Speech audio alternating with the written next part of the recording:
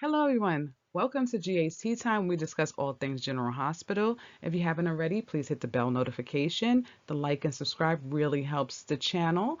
And I want to send a special thank you for everybody that has already subscribed. So, guys, let's get our teacups, let's get our snacks, and let's get ready to discuss our favorite characters. General Hospital Daily Recap, Wednesday, February 25th, 2026. So, guys, we had a bunch of folks in this episode. We got some Liz, Dante, Valentin, Carly, and a bunch of others. So, let's see what our favorite characters are up to. Gio was making plane reservations so he can go to San Francisco to see Emma. Just when he was almost finished, Emma walked through the door, and Emma was just like happy to see him. She noticed that the dog Fizz was there, and Gio was kind of giving her a story about, he knew dogs wasn't allowed in the building, but it was okay because he snuck Fizz in through his gym bag. Um, Emma cut him off, and she just was like, "Can she get a hug?" She's just like really sad, but as they were talking, she was giving Gio the rundown of what happened. She had to go to her mother. Her mother was devastated. She's like, she could tell she was really, really upset. They went out to France again to see their grandmother, and the doctor stopped them and said they couldn't go in to see her because they thought Anna was going to get agitated. Let me tell you something. This part of the story, I'm just like, I just don't get this. When Anna told them the story about Faison and somebody taking her and things like that, I'm not saying that Anna does not need help. They should have brought Anna to the States and let her get help where they put her. This whole thing, leaving her out in France when they don't know the full story about what happened, is kind of crazy to me. But anyway, Emma continued telling her story, and she was like, the only way they was able to see their grandmother was like kind of through a window or something like that. And she was in the garden walking around. And, Emma got really sad. But as they, time went on, they kept talking. And then Gio and Emma said they loved each other. And they were hugging, they were happy for each other. And then they had some sexy time later on in the bedroom. But I'm glad Emma's back. Gio's really happy. Emma is happy because Gio's there. She was kind of like, all she wanted to do is be with him. So these two are back together again.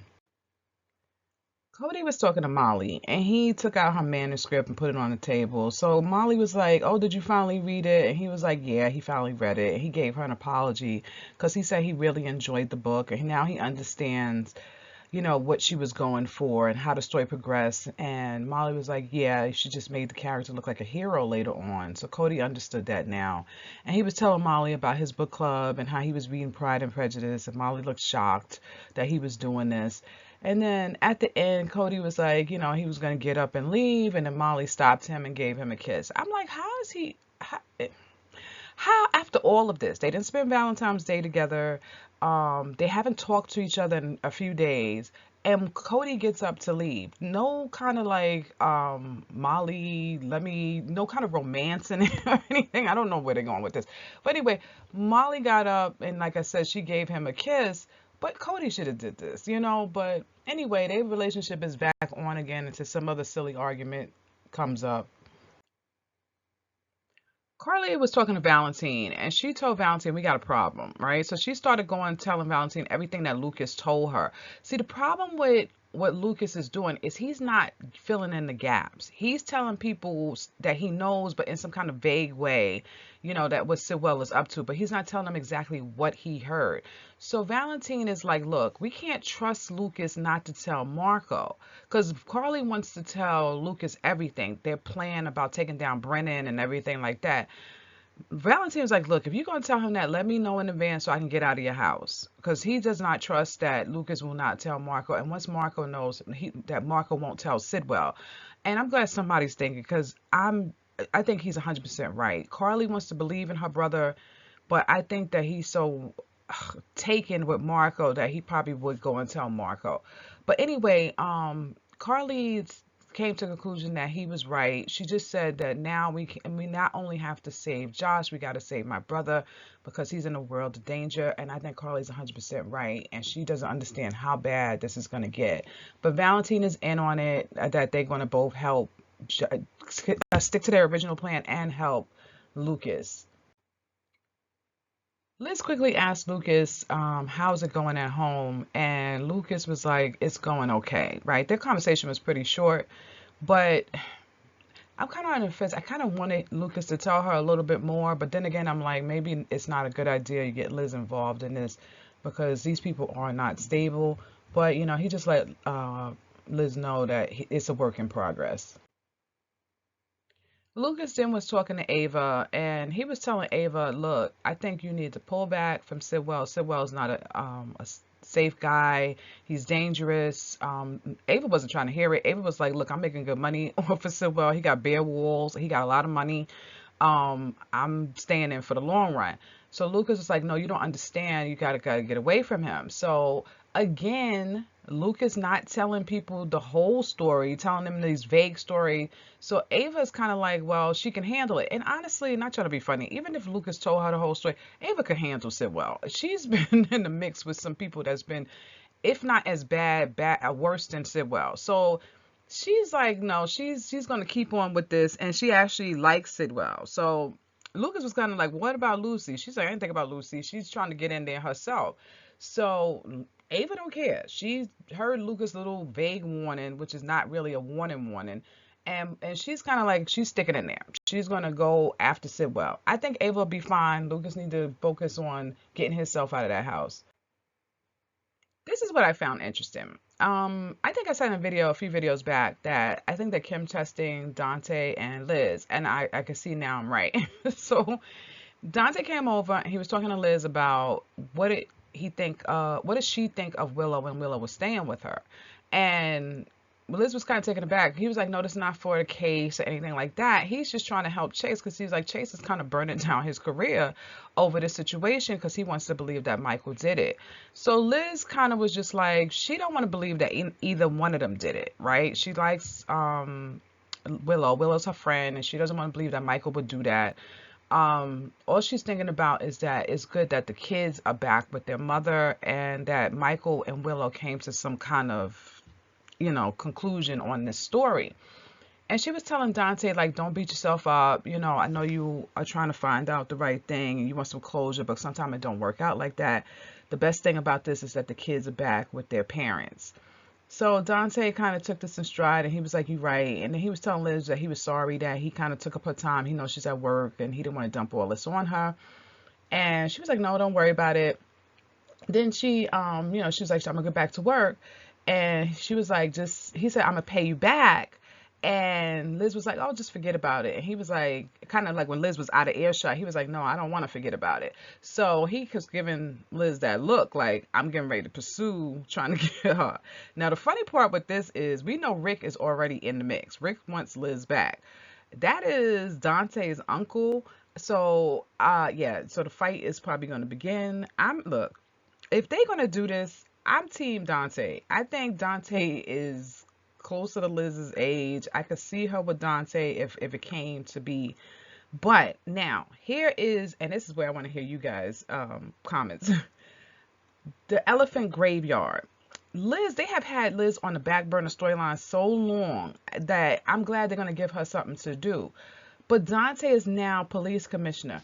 These two roles, like poor Liz, she's been back there, and police commissioner, to me, once they give you that role, it's like your storyline just goes to the elephant graveyard. Like everything is dead.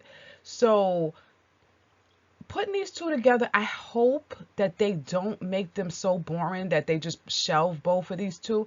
Like they got to give them something to do. And I'm hoping once they bring Liz into Dante's orbit, that her storylines will elevate. Because I don't want to see either one of these actors put on the shelf. Like they're so boring. We're like, okay, get them out of here. So what do you guys think? Tell me down in the comment section. I think I'm going to do a poll. So look out for the poll in the community post. Because I feel like this could go horribly wrong real fast.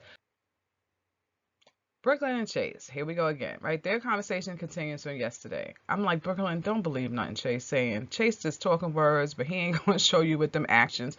Chase is still on he wants to see justice served. Michael is a Quartermain and he's getting away with stuff. And I'm like, I don't see how Brooklyn didn't take offense to this conversation. She's a Quartermain, anyway, he's still going on. And Brooklyn was like, you acting like a vigilante. Like you're literally doing all of this stuff to get Michael, and you gotta stop. So he's kind of, this was weird too. Chase said, this is not going to affect their his demotion won't affect their adoption.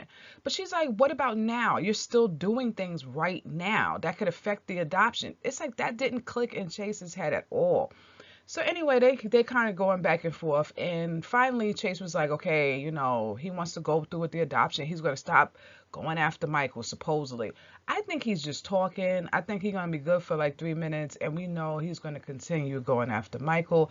And as he continues going after Michael, that's when he's going to lose his marriage and his job and everything else that he has. I wish Chase would stop and really analyze the situation. But he won't, and we all know what's going to happen.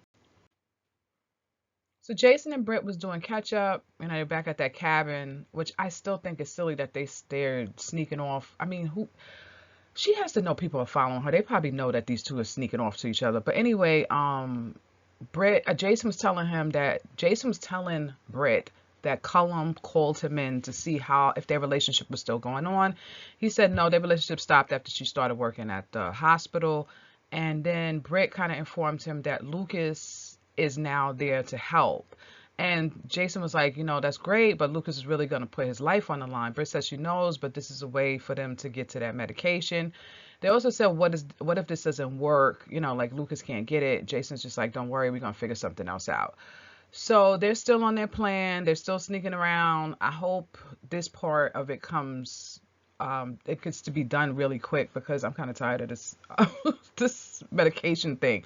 But I hope that Lucas is able to get a vial of that stuff or something like that for Britt's sake. I still think that Britt doesn't have this disease that they're saying. I think they're doing this. I think Sidwell and the gang are set it up to make it look like she has something, but I don't think that she has anything. I think that's probably how this overall thing is going to end. But we'll see what happens. They're still on their mission to get Britt's medication. And guys, that was it for this episode. Tell me what you think. Did you like it? What was your favorite one this time around? And so guys, that was the end of the episode. If you haven't already, hit the bell notification. I upload a daily recap every day. So you don't want to miss those. They are fun. We talk about everything that happened on the episode. And I also put some extra stuff in there. So we do some quizzes and some polls and some who's leaving. It's a whole bunch of stuff going on. So you don't want to miss any of that. And if you haven't already, please hit the like and subscribe because it really helps the channel. And I want to thank you for joining us at GA's Tea Time. See you next time. Bye.